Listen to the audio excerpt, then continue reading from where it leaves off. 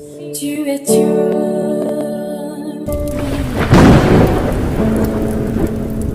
lion de la tribu de Juda.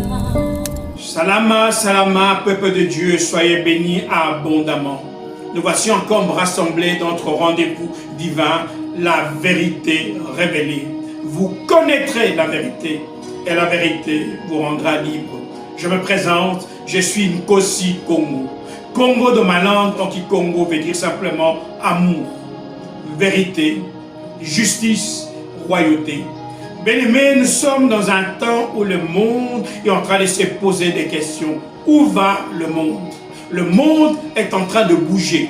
Nous voyons tous dans nos écrans ce qui se passe au niveau d'Israël politique et de l'Iran. Comment est-ce que ces deux pays sont en train de se bombarder? Les gens sont en train de se poser des questions. Mais qu'est-ce qui se passe dans les nations? Mais qu'est-ce qui ne va pas dans les nations? Et au même moment, nous sommes en train de voir un vent de révolte, un vent de libération dans le pays d'Afrique. La majorité des pays qui avaient des pays comme colons, qu'on appelle néocolonisés, ils avaient leur administration, leur direction, ils dirigeaient comme ils voulaient au niveau de l'Afrique, ils n'arrivent plus à tenir l'Afrique. Nous voyons ça au Burkina Faso, on voit ça au Mali, on voit ça au Niger, et on voit ça dans beaucoup de pays. L'Afrique est en mouvement. Et les gens se posent des questions. Mais où va le monde? Mon frère, ma soeur, lorsque les choses se passent de cette manière, les gens doivent s'arrêter et se poser de bonnes questions. Qu'est-ce qui ne va pas? Et quel est le message que le ciel veut nous donner? C'est que le ciel veut nous communiquer. Mon frère, ma soeur, lorsque nous allons dans les Écritures, tout a été prédit. Tout ce qui se passe dans ce monde avait déjà été prédit par le Père, qui est l'alpha et l'oméga. Il est avant le commencement et il est après la fin. Dieu a mis ses paroles dans la bouche de son serviteur Ésaïe, au chapitre 18, verset 1 jusqu'à 3. Il dit ceci: terre où retentit les cliquetis des armes, au-delà des fleuves de l'Éthiopie. Dieu dit déjà et commence à planter le décor. Lorsque vous verrez ces problèmes arriver dans les nations, lorsque vous entendrez les tumultes parmi les peuples, commencez à fixer vos regards vers la bonne direction. Dernièrement, j'ai parlé de l'Israël politique et j'ai parlé de l'Israël biblique. Lorsque le Père a donné son histoire, lorsque le Père a choisi une nation, il a dit ça à travers cette nation que ce sera l'horloge du monde. Actuellement, on dit que l'horloge du monde se trouve dans l'Israël politique. Mon frère, ma soeur, je voudrais te dire en cette soirée, ne te trompe pas de direction. Ésaïe 18 nous dit où est-ce qu'il faut regarder. Verset 1, terre où retentit les cliquetis des armes. Et ils annoncent au-delà des fleuves de l'Éthiopie. Et il continue, dont le pays est coupé par des fleuves. Donc il nous situe où est-ce qu'on doit regarder. Au-delà des fleuves de l'Éthiopie, nous sommes effectivement en Afrique. Et Dieu est en train de sonner l'alarme. Et au verset 3, toujours d'Ésaïe 18, il dit ceci: vous tous, habitants du monde, habitants de la terre, voyez la bannière qui se dresse sur les montagnes. Écoutez la trompette qui sonne. Voyez la bannière qui se dresse sur les montagnes. Lorsqu'on parle d'une bannière, on est en train de parler d'un drapeau. Et lorsqu'on parle de la trompette qui sonne, on est en train de parler de ses prophètes. Mon frère, ma soeur, Dieu a toujours utilisé un homme pour manifester sa gloire et sa puissance sur la terre. Quand Dieu veut parler, il s'est choisi un homme. Et il avait choisi Ésaïe à l'époque pour annoncer ce qui est en train de se passer aujourd'hui. Ésaïe a prophétisé: lorsque vous entendrez ces tumultes, lorsque vous verrez que le monde commence à bouger, fixez vos regards vers une nation, car quelque chose va arriver. Mon frère, ma soeur, on dit que l'Afrique a la forme d'un revolver, dont la gâchette se trouve au Congo. Et ça, c'est un intellectuel qui s'appelait Frantz Fanon. Il dit que l'Afrique a la forme d'un revolver, dont la gâchette se trouve au Congo. Mon frère, ma soeur, le Congo est au centre de l'Afrique. L'Afrique est au centre du monde. Et pourquoi j'ai dit que le Congo est au centre de l'Afrique? Parce que quand on regarde le méridien et l'équateur, ces deux points concentrent et se rencontrent et se croisent au Congo. C'est pourquoi le Congo est le centre du monde. Si on dit que le Congo est au centre de l'Afrique, c'est pour une raison bien particulière. On dit que le méridien et l'équateur se croisent au Congo. Ça veut dire que le centre de la Terre, c'est le Congo. Et si le Congo est le centre de la Terre, c'est que le Congo, c'est le centre de gravité. C'est le point qui donne l'équilibre au monde. Le Congo donne l'équilibre au monde. Ça veut dire que grâce au Congo, le monde est stabilisé. Sans le Congo, le monde ne peut pas être stabilisé. Il y a des dirigeants politiques qui ont fait des réunions et dans ces réunions, ils sont conclus à la fin de la réunion que le Congo est appelé pays solution. Pourquoi est-ce que le Congo est appelé pays solution? Lorsqu'on parle de la révolution industrielle, pour que les gens puissent avoir des véhicules, ils avaient besoin du caoutchouc qui vient du Congo. On dit que la Deuxième Guerre mondiale, la guerre 40-45, pour que cette guerre puisse se terminer, les gens se sont entre-déchirés. C'est encore le Congo. C'est tout simplement l'uranium du Congo qui a fait la bombe atomique, qui a fait que la guerre s'est arrêtée. Également, on dit que la technologie des communications a trouvé sa solution dans le coltan. Et ce coltan, on le trouve où? On le trouve au Congo. Bien aimé, lorsqu'on parle également des problèmes des réchauffements climatiques, lorsqu'on parle des réchauffements climatiques, il faut des voitures spéciales. C'est pour ça qu'on parle des voitures électriques. Pour des voitures électriques, ils utilisent le lithium. Et le lithium, encore une fois, on ne le trouve qu'au Congo. Bien aimé, l'Éternel a pris 80% des richesses du monde et les a placées au Congo, qui est le centre du monde. C'est pour ça que je dis, bien aimé, le Congo est le centre du monde et le Congo est la solution du monde. C'est la raison pour laquelle, mes bien-aimés, l'Afrique est très convoitée. Apocalypse 2, verset 9 nous dit ceci: je connais ta souffrance et ta pauvreté. Pourtant, tu es riche. Je connais ta souffrance et ta pauvreté. Pourtant, tu es riche. Je connais les insultes méchantes que certains te lancent. Ils disent qu'ils sont juifs, mais ils ne le sont pas. Ils forment la communauté de Satan. Bien-aimé, le Congo est convoité. L'Afrique est convoitée. C'est la raison pour laquelle beaucoup de personnes veulent l'Afrique. Beaucoup de gens veulent aller en Afrique. La dernière fois, j'avais parlé d'un peuple qu'on appelle le peuple Khazar, qui, parce qu'il voulait véritablement se faire passer pour le véritable peuple élu, pour le véritable peuple de Dieu, isolés, eux, ils l'ont transformé en Israël. Lorsqu'on leur a donné la Palestine en 1949, en 1948, parce qu'ils ont reçu ça comme territoire, eh bien, ils ont fait des expéditions. Ils ont dit, ils ont fait 3 opérations. En 1949, l'opération Noé. En 1980, l'opération Moïse. En 1984, l'opération Salomon. Pourquoi? Ils allaient en Éthiopie, ils prenaient des Africains et ils les amenaient en Palestine en disant qu'il y a des Juifs blancs et des Juifs noirs. Tout ça pourquoi? Pour dire que c'est nous, le véritable peuple de Dieu. Mais Dieu dit, il a choisi pour lui le peuple du soleil. Oui, mon frère, ma soeur, lorsque nous allons dans Deutéronome 32, verset 10, verset 8 à 10, on dit, quand le Très-Haut a distribué le pays aux habitants de la terre, il a fixé les frontières des peuples. Il a confié chaque peuple à un être du ciel. Verset 9, mais il a choisi pour lui le peuple du soleil. Le soleil, c'est Israël, ce qu'on dit Israël. Il a pris sous sa protection la famille de Jacob. Verset 10, le Seigneur trouve son peuple dans le désert, au milieu des cris de chacal. Il prend soin de lui, il l'instruit, il veille sur lui comme sur son trésor le plus précieux. Bien-aimé, lorsque ce peuple, les Khazars, on leur a demandé quel est le pays que vous voulez avoir, ils ont demandé la terre promise. Et comme je disais la dernière fois, l'endroit où ils ont cherché d'abord à s'implanter, c'était en République démocratique du Congo et en particulier à l'Est. Pourquoi? Parce qu'il y a des très grandes richesses. Bien aimé, le Congo, l'Afrique est une terre bénie. Le Congo, l'Afrique est une terre de promesses. La terre promise. Et tout le monde convoite l'Afrique.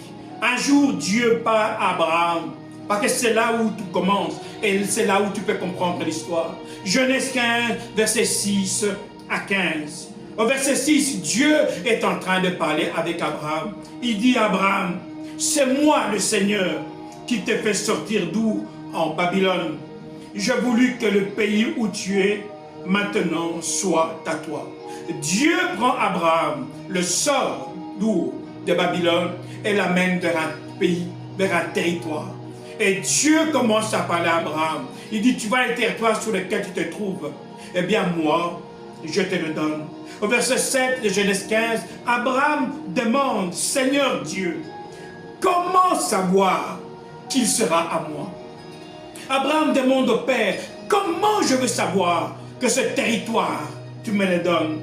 Au verset 8, le Seigneur répond, amène-moi une jeune vache de 3 ans, une chèvre de 3 ans, un bélier de 3 ans, une tourterelle et un pigeon.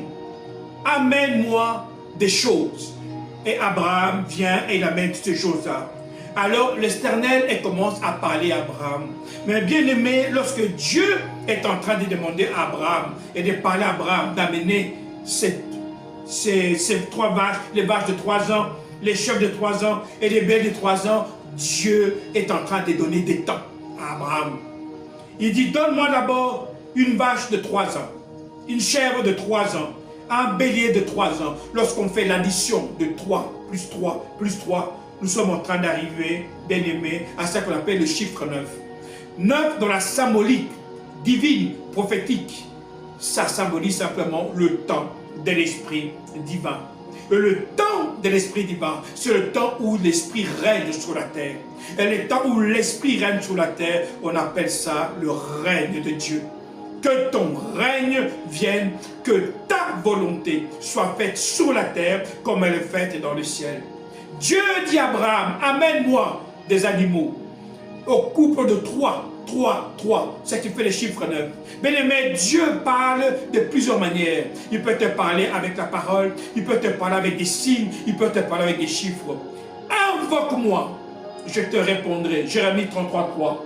Je te révélerai des choses cachées, des choses que l'œil n'a vues, ni l'oreille entendues. Ainsi parle l'Éternel. Mon frère, ma soeur, que celui qui a des oreilles comprenne ce que l'Esprit est en train de dire aux nations. L'Éternel a parlé à Abraham, qui demande à quel moment je saurai que cette nation va m'appartenir. Et Dieu dit, lorsque le chiffre 9 va arriver, prépare-toi. Bien-aimé, le chiffre 9 annonce le règne de Dieu. Le règne de Dieu annonce le millénium. Et à chaque fois qu'on parle de millénium, nous parlons de la première guerre, qu'on appelle la guerre d'Armageddon. Oui, mon frère, ma soeur, Dieu dit à Abraham, lorsque la guerre d'Armageddon va prendre place, prépare-toi. Pourquoi? Parce que des grandes choses vont arriver. Et pourquoi je parle de la guerre d'Armageddon? Lorsque Dieu est en train de continuer à parler avec Abraham, dans Genèse 15 au verset 10, il dit ceci, des charognards descendent sur les animaux, Abraham les chasse. Quand Dieu dit à Abraham d'amener ces animaux, Abraham les prend, les met sur l'autel de sacrifice. On dit qu'il y a des charognards, des vautours commencent à attaquer ces animaux. Mais Abraham se met à les chasser. Et lorsqu'on parle de charognards, automatiquement ça m'amène dans Matthieu 24, à partir du verset 21. Matthieu 24, 21 nous dit ceci, en effet, à ce moment-là, les gens souffriront beaucoup. Personne n'a jamais souffert comme cela depuis le commencement du monde jusqu'à maintenant. On dit qu'à ce temps-là, les gens vont beaucoup souffrir. Les gens souffrent, mon frère, ma soeur, à un seul moment, au moment de la guerre. Au moment de la guerre, les gens sont en souffrance. Nous voyons des images en Afrique, lorsque la guerre a commencé dans mon pays, au niveau de Goma, de Bukavu. Tu vois comment les mamans, les vieilles femmes, les enfants abandonnent leur maison, prennent le nécessaire et se mettent sur la route pour fuir ce qui se passe, les bombes qui sont derrière eux. Ils dorment dans la forêt. Les enfants ne savent plus où aller. Parce que ce qu'ils avaient comme l'habitude de faire, d'aller dans la maison, ouvrir leur frigo, prendre leur bouteille de lait, de prendre leur pain, leur tartine, il n'y a plus ça. Tout le monde est dans la forêt. Tout le monde est dans la brousse. C'est une grande souffrance. Matthieu 24, 21. En effet, à ce moment-là, les gens souffriront beaucoup. Personne n'a jamais souffert comme cela depuis le commencement du monde jusqu'à maintenant. Mon frère, ma soeur, des temps difficiles sont en train d'arriver. Pourquoi le monde bouge? Parce qu'il y a un événement qui arrive. Et cet événement, c'est la guerre d'Armageddon. La guerre d'Armageddon annonce le règne de Dieu. Et personne ne souffrira plus jamais comme ça. C'est ça, la suite de la phrase. Les gens ont beaucoup souffert, mais la fin de la phrase, on dit, et personne ne souffrira plus jamais comme ça. Parce que dans cette souffrance, quelque chose va se passer. Quelque chose va se passer. Dieu va intervenir. Et c'est ça qu'on appelle le millénium. Le millénium, c'est quoi? C'est 1000 ans de paix. 1000 ans où Dieu vient régner sur la terre. Pourquoi? Parce qu'il y aura un tout à coup. Oui, mon frère, ma soeur, préparez-vous au tout à coup. Pendant que les hommes sont en train de se poser des questions, mais qu'est-ce qui se passe? Comment ce monde est en train de tourner à la dérision? Tout va mal, rien ne fonctionne. Eh bien, mon frère, ma soeur, c'est un signal où Dieu est en train de dire à l'humanité, commencez à tourner vos regards dans la bonne direction. Commencez à tourner vos regards dans la bonne direction. Pourquoi? Parce qu'un événement arrive. Au verset 27, on dit ceci, en effet, le Fils de l'homme viendra comme l'éclair, tout à coup. Le Fils de l'homme viendra comme l'éclair qui brille d'un bout du ciel à l'autre. Bien aimé, lorsqu'on parle de Fils de l'homme, on parle du lion de la tribu de Juda. Dans Ésaïe 9, verset 5, on dit ceci, un enfant est né pour nous. Un enfant est né pour nous. Ça veut dire que Dieu va permettre qu'un enfant naisse afin de manifester sa gloire à travers cet enfant. Et on continue, un fils nous est donné, il a reçu l'autorité d'un roi. Un enfant nous est né, un fils nous est donné, il a reçu l'autorité d'un roi. Je disais la dernière fois qu'il y a une différence entre Ésaïe 7, verset 14 et Ésaïe 9, verset 5. Ésaïe 7, 14, on dit une vierge enfantera. Là, on parle de l'agneau.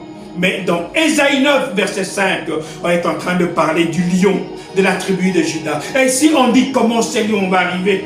On dit, un enfant nous est né pour nous, pour nous.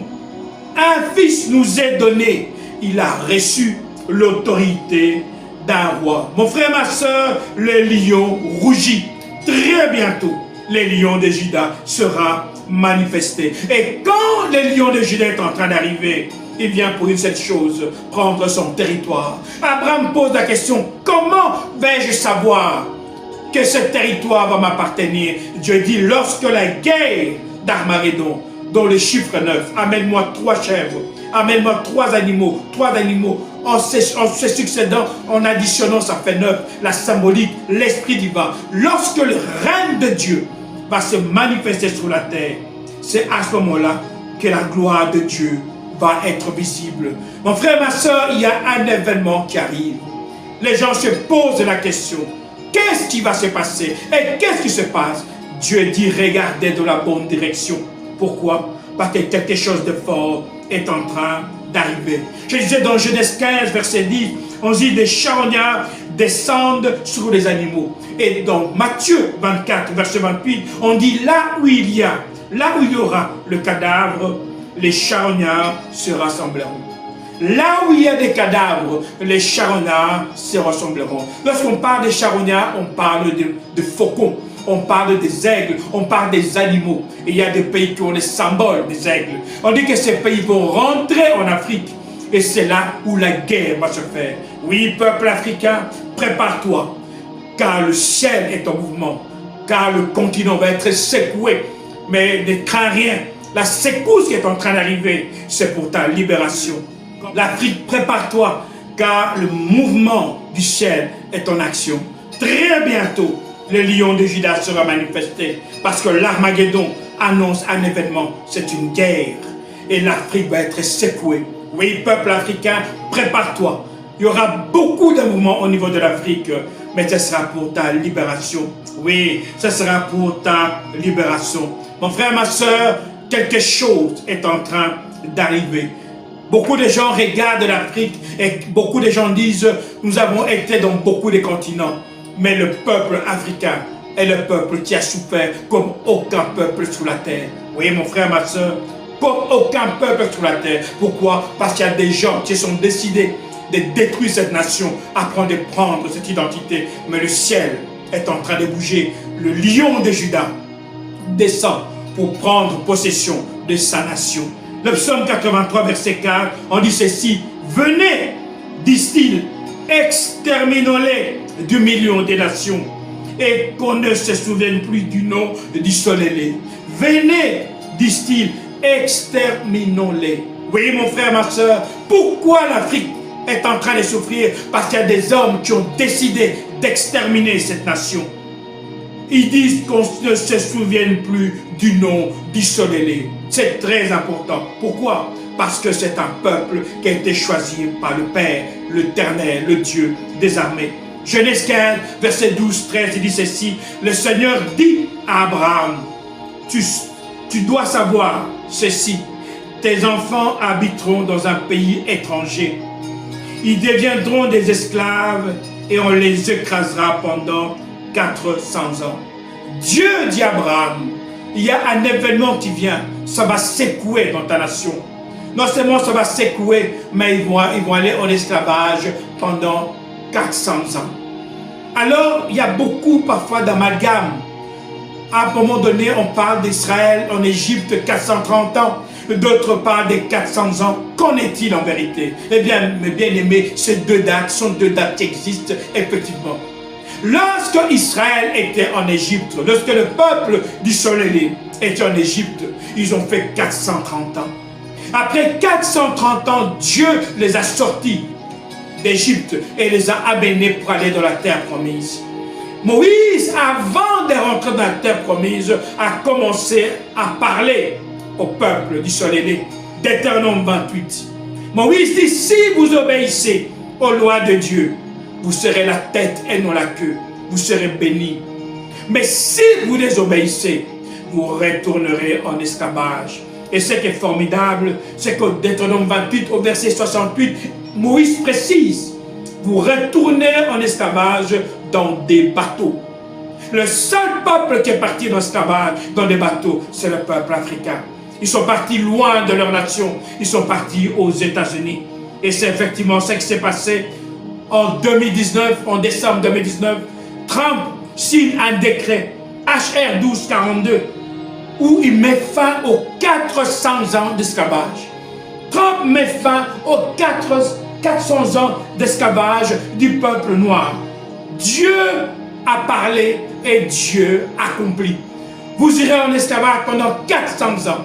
Et après les 400 ans, vous allez rentrer chez vous. Et en 2019, en décembre, le président des États-Unis, Donald Trump, signe un décret présidentiel HR 1242 pour confirmer Genèse 15, verset 12. Ton peuple ira en esclavage pendant 400 ans. 400 ans, 1619, 2019, 400 ans.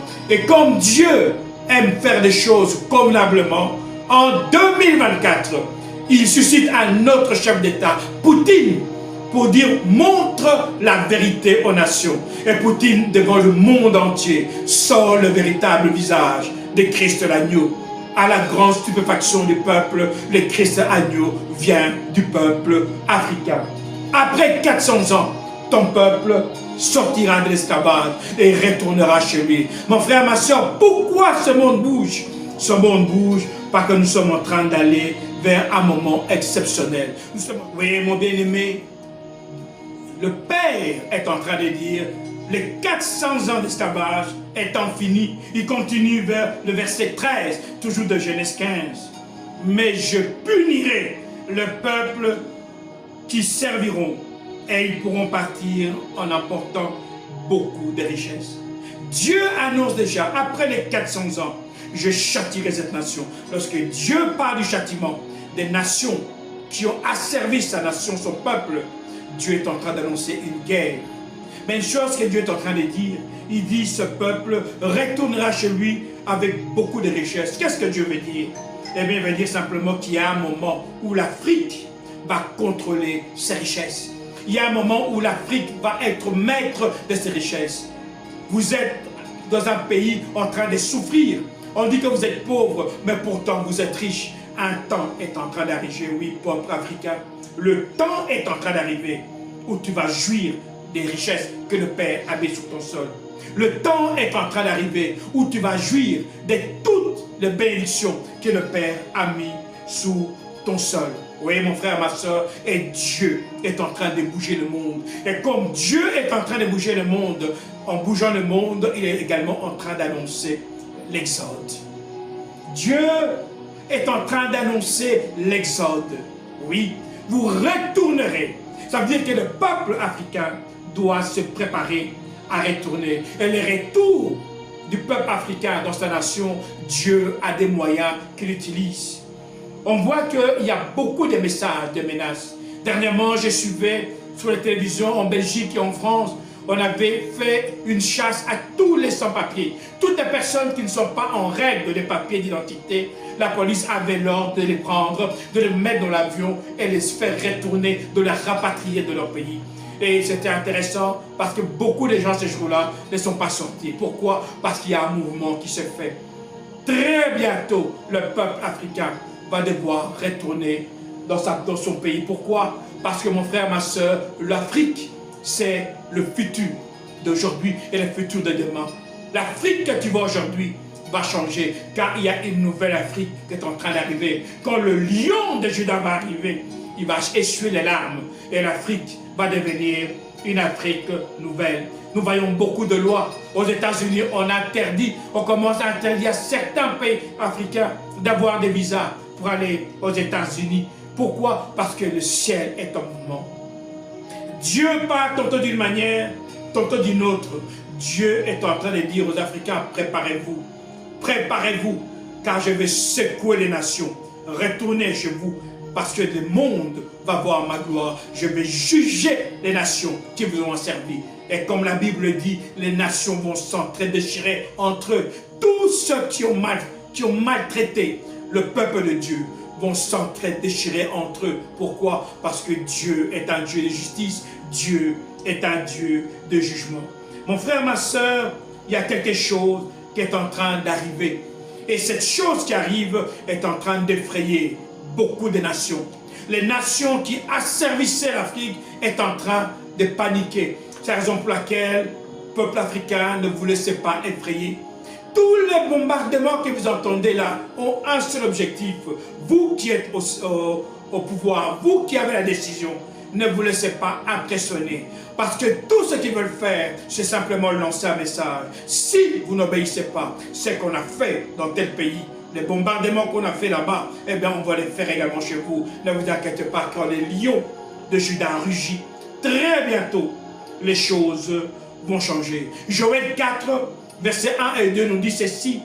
Le Seigneur dit, en ce temps-là, je rendrai à Juda et à Jérusalem leur ancienne situation. Je rassemblerai tous les autres peuples. Je les ferai descendre dans la vallée appelée le Seigneur juge. Là, je le ferai passer en jugement à cause de ce qui se fait à isoler le peuple qui m'appartient. Ils l'ont fait partir de tous côtés chez les autres peuples et ils se sont partagés mon pays. Dieu annonce que le temps de jugement, ce qu'il a promis à Abraham, je jugerai les nations qui ont asservi mon peuple. Ce temps est arrivé. Dieu est en train de bouger le monde, est en train de donner les signaux. Oui, mon frère, ma soeur, Dieu est en train de parler. Et Dieu dit, je viens pour régner dans ma nation. Oui, ils se sont partagés mon pays. Lorsque Dieu dit, ils se sont partagés mon pays, nous allons directement dans ce qu'on appelle 1884-1885, la conférence de Berlin, qui porte véritablement la conférence du Congo. Les gens sont partis en Afrique et se sont partagés l'Afrique comme des gâteaux. Et Dieu dit, là, je le ferai passer en jugement à cause de ce qu'il a fait à isoler le peuple qui m'appartient. Ils l'ont fait partir de tous côtés chez les autres peuples. et ils se sont partagés mon pays. Ils se sont partagés mon pays. Mon frère, ma soeur, tout est écrit. Tout a été prophétisé. Ça fait 30 ans que la RDC est en train de vivre les affres de la guerre sous le silence assourdissant de la communauté internationale. Mais Dieu dit, je me lève. Dieu dit, je me lève. Et ainsi parle l'Éternel. Dieu, aujourd'hui, veut te parler à toi, peuple d'Israël. Dieu veut parler également à celui qui est en train de commettre des atrocités, de commettre des choses abominables contre son peuple. Et Dieu parle à travers la bouche d'un texte qu'on appelle Nombre 23 avec Balaam. Balaam est un prophète qui annonce des grandes choses. Tout ce que Balaam dit s'accomplit. Alors Balak, le roi de Moab, demande à Balak de venir parce qu'il a vu que le peuple d'Israël s'était rassemblé et commençait à venir. Et ils avaient peur que le peuple d'Israël puisse conquérir sa nation. Et il appelle Balaam. Viens et maudis-moi ce peuple. Je te donnerai beaucoup de richesses. Et c'est là où on est dans Nombre 23 au verset 7. Ainsi parle l'Éternel. Alors il prononce ce poème. Balak, le roi de Moab, m'a fait venir des montagnes de l'est de la Syrie. Il m'a dit, viens, menace les peuples d'Israël. Oui, viens, lance des malédictions contre les enfants de Jacob. Mais comment maudirais-je celui que Dieu n'a pas maudit? Comment menacer un peuple que le Seigneur ne menace pas? Je regarde ce peuple du haut des rochers. Je l'observe du sommet des collines. C'est un peuple qui habite à part. Il sait qu'il est différent des autres peuples. Ici, Balaam est en train de décrire le peuple d'Israël. C'est un peuple qui vit à part. C'est un peuple qui est différent des autres peuples. Qui peut calculer le total du peuple d'Israël? La dernière fois, je disais que l'Israël politique, on peut donner un chiffre, mais l'Israël biblique, c'est difficile de calculer. Qui peut calculer le total du peuple d'Israël? Les gens de la famille de Jacob sont plus nombreux que les grains de poussière. Je souhaite mourir comme ceux qui obéissent à Dieu et finir comme ceux qui obéissent à Dieu et finir comme le peuple d'Israël. Versets 18 et 19. Alors Balaam prononce ce poème. Lève-toi, Balak, fils de Tsippor. Écoute-moi attentivement. Dieu n'est pas un homme, il ne ment pas. Il n'est pas un être humain, il ne change pas d'avis. Quand il dit quelque chose, il le réalise. Quand il fait une promesse, il le tient. Peuple d'Israël, le Père t'a parlé par des prophéties. Le Père t'a parlé par des oracles. Aujourd'hui, le Père veut t'annoncer que tout ce qu'il t'a dit va se matérialiser. Toutes les promesses qu'il a dit sur l'Afrique, que l'Afrique nouvelle va arriver, va s'accomplir. Pourquoi? Parce que Dieu n'est pas un homme pour mentir, ni un fils d'homme pour se repentir. Et Dieu parle de ce peuple. Dans le verset 24, ce peuple se lève comme un animal sauvage. Il se met debout comme un lion. Avant de se coucher, il mange la bête qu'il a prise et il boit son sang. Le lion rugit. Balaam ne comprend pas. Il essaie de maudire Israël, mais les paroles qui sortent de sa bouche sont toujours des paroles de bénédiction. Nombre 24, versets 1, 3 et 4. Balaam comprend que le Seigneur veut absolument bénir Israël. Il ne va donc pas comme les autres fois chercher son inspiration dans les pratiques magiques, mais il se tourne vers le désert. Versets 3 et 4. Et il prononce ce poème. Voici ce que je déclare, moi, Balaam, fils de Béor, moi l'homme qui voit clair. Voici ce que je dis, moi qui entends les paroles de Dieu, moi qui vois ce que le Tout-Puissant me fait voir. Oui, Dieu se montre à moi quand je l'adore. Versets 8 et 9. Dieu les a fait sortir d'Égypte avec une force terrible, pareille à la force du buffle. Ils avalent les autres peuples qui les attaquent. Ils brisent les os de leurs ennemis. Ils percent des flèches. Ils se baissent comme des lions. Ils se couchent comme des bêtes sauvages. Qui peut les obliger à se lever? Peuple d'Israël, qu'il soit béni, celui qui te bénira. Qu'il soit maudit, celui qui te maudira. Oui, mon frère, ma soeur, le peuple qui bénira, le peuple d'Israël. Les nations qui béniront le peuple d'Israël seront bénis par mon Père Céleste. Le peuple qui maudiront le peuple d'Israël seront maudits par mon Père Céleste.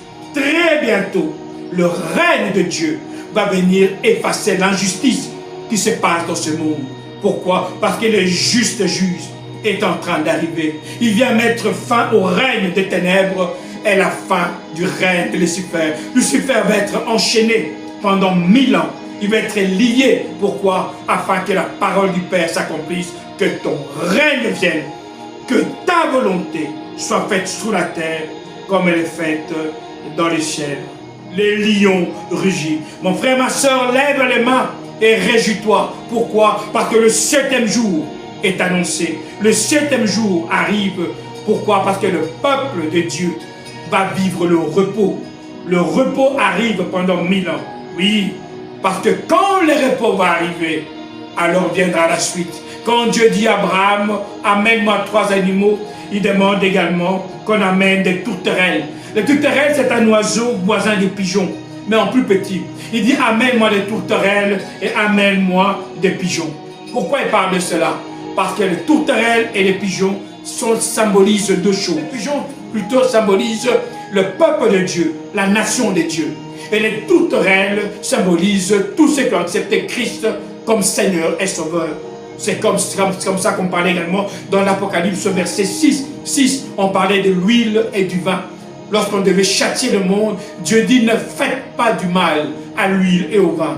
L'huile qui symbolisait le peuple d'Israël et le vin qui symbolisait les nations, tous ceux qui ont accepté Christ comme Seigneur et Sauveur. Et bien aimé, lorsque Dieu est en train de parler à Abraham, en parlant de ces deux oiseaux, il est en train d'annoncer l'enlèvement. Mais ça, c'est un autre chapitre. Mais tout ce que je peux te dire, prépare-toi à la rencontre de ton Dieu. Les lions de Juda rugissent très bientôt. Le monde va vivre la gloire de Dieu. Et au verset 8, verset 9, Balaam continue à parler. Dieu les a fait sortir d'Égypte avec une force terrible, pareille à la force du buffle. Ils avalent les autres peuples qui les attaquent. Ils brisent les os de leur ennemi. Ils les percent des flèches. Verset 9. Ils se baissent comme des lions. Ils se couchent comme des bêtes sauvages. Qui peut les obliger à se lever? Peuple d'Israël, qu'il soit béni celui qui te bénira. Qu'il soit maudit celui qui te maudira. Oui, mon frère, ma soeur, prépare-toi. Car Dieu est en train de se préparer à se manifester. Tout peuple qui bénira le peuple d'Israël sera béni par mon Père Céleste. Tout peuple qui maudira le peuple d'Israël sera maudit par mon Père Céleste. Pourquoi? Parce que le Père vient pour régner dans son royaume. Mon frère, ma soeur, prépare-toi, car le 7e jour arrive. Le 7e jour, c'est le jour du repos. Car le Père Céleste, durant le temps d'Armageddon, le diable sera lié pendant 1000 ans. Après quoi viendra l'enlèvement. Lorsque Dieu est en train de parler à Abraham, lorsqu'Abraham a déjà sacrifié les 3 bêtes, Dieu demande à Abraham d'amener également 2 animaux. Il amène un tourtereau et un pigeon. Les tourtereaux, c'est simplement ce qu'on peut dire un oiseau qui est voisin du pigeon, mais plus petit. Donc le pigeon et les tourtereaux se ressemblent. Mais ces 2 oiseaux, Dieu les a choisis pour annoncer un événement. Le pigeon représente le peuple d'Israël et les tourtereaux qui est plus petit représentent les nations. C'est comme Dieu avait parlé dans Apocalypse 6. Ne touchez pas à l'huile et au vin. Mon frère, ma soeur, Dieu se manifeste, a manifesté son règne sur la terre. Et tous ceux qui l'ont accepté comme Seigneur et Sauveur vont régner et rentrer dans le lieu de repos. Oui, mon frère, ma soeur, le 7e jour arrive. Alors prépare-toi à la rencontre de ton Dieu, le lion de Juda rugit. Alors, peuple du monde entier, Salama, peuple d'Afrique nouvelle, prépare-toi, car très bientôt, ton roi est annoncé. Salama, Salama, Salama.